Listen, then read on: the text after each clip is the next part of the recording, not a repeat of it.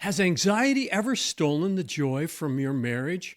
Or how about this? Has your spouse ever gotten so angry at you that they threaten to leave you, and that leaves you lying awake at night wondering if they're really going to leave, or worrying if your marriage is going to survive? Well, you're not alone. Anxiety, fear, worry attacks many couples. But here's the good news: God doesn't want you to live in fear. This video is for couples who struggle with anxiety about their relationship.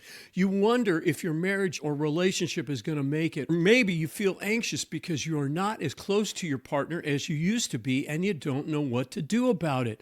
Well, I want to give you 7 biblical ways to reduce anxiety in your marriage or relationship. Hi, I'm Kelly DuPee, pastor, police chaplain, Christian marriage coach, and author of the book, Turn It Up, How to Have the Lifelong Marriage That You Really Want. Philippians 4:6 says, do not be anxious about anything, but in every situation, by prayer and petition, with thanksgiving, present your requests to God. When anxiety creeps in, what we can do is turn to prayer instead of panic, okay? When fear whispers, let God's promises be louder. We all make mistakes, and sometimes we overreact, and that can produce either anger or fear. It's called the fight or flight syndrome, and it makes us either want to stand up and fight or then run away. Here's what's important. We need to trust God and bring our anxiety to Him. James 2:17 says, faith without works is dead. The answer to worry and anxiety is often taking the next step, doing what you can about the situation or concern rather than avoiding it, and then trusting God with the rest. Let me give you the 7 ways that I found in the Bible that will reduce anxiety and worry in relationship. The first one is this: it's prayer.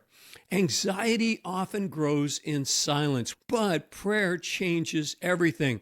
1 Peter 5:7 says, cast all your cares on Him, for He cares for you.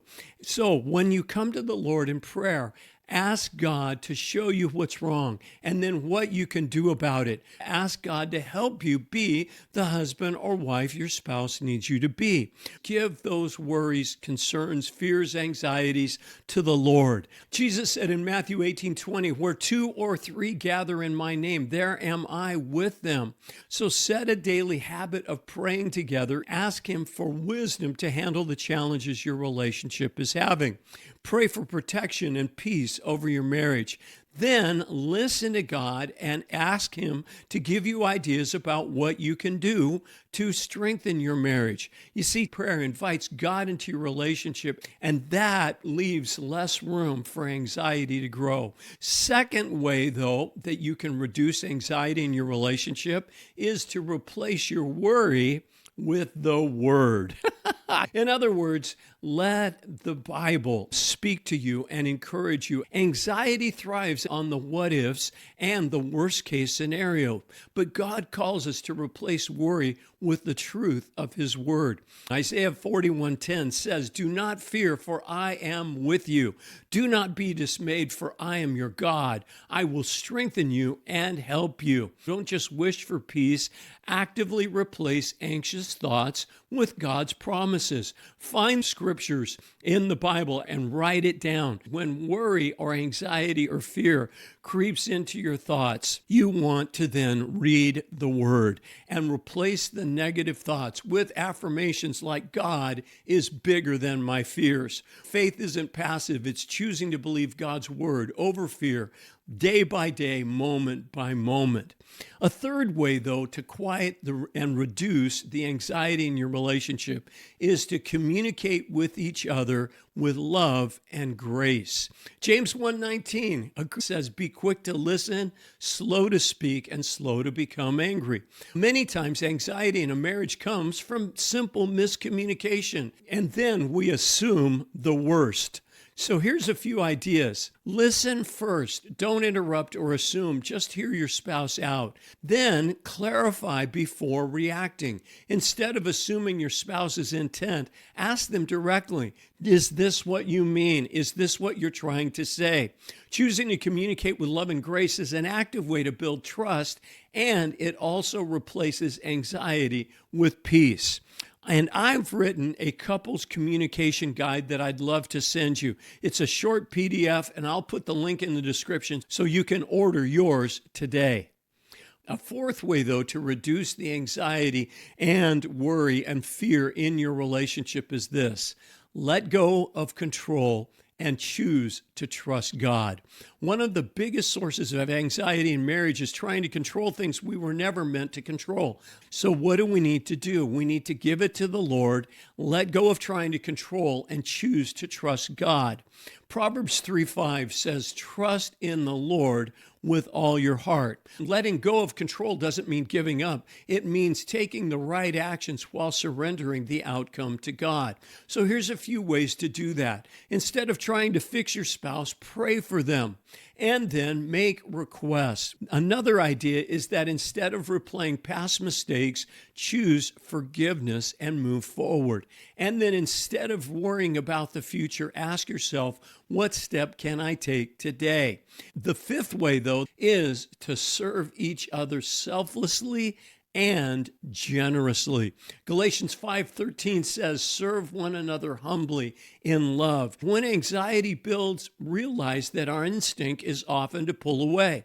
But Jesus calls us to lean in, to love, to serve, and to give.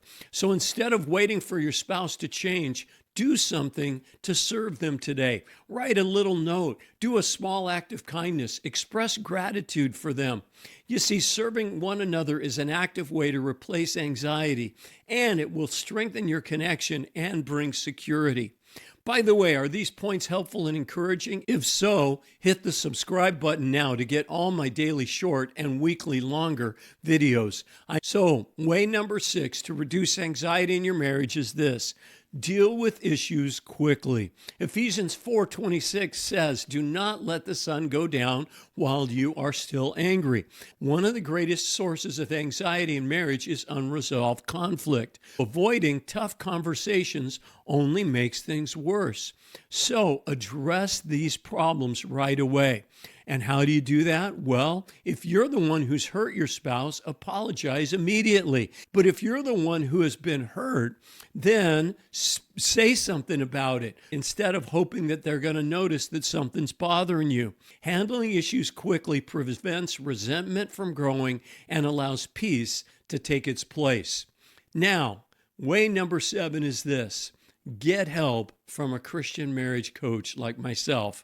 Proverbs 11:14 says, where there is no counsel, the people fall, but in the multitude of counselors, there is safety. Sometimes the best thing we can do is to realize that we need to ask for help. Anxiety thrives in isolation, but God is going to bring people into your life who are going to provide wisdom and guidance. So reach out to somebody that is a Christian marriage coach or counselor and ask that person to help you. It is worth the time and it is worth the money that you would need to invest. So instead of struggling alone, reach out and get some help. Talk to someone who's walked this road before. And in that relationship, not only you're going to find input and guidance, but you're also going to find accountability, encouragement, and support, especially when the fear is overwhelming. And to find out more about my Christian marriage coaching, I invite you to go to my website, which is www.turnitup.coach. Remember that a peaceful relationship or marriage isn't about the absence of challenges. It's about bringing God into the middle of them and trusting the Lord to resolve them and then taking action. Anxiety loses its power when faith moves us to action. So today, choose one of these principles and put it into practice. If this encouraged you, by the way, share it with someone who needs to hear it. Let's build marriages that reflect the peace and love of our Lord Jesus Christ. And let me also suggest that you take a look at this video, which is called Don't Let Pride Ruin Your Marriage. Here's how to ask for help. May God bless you, and may God bless your marriage.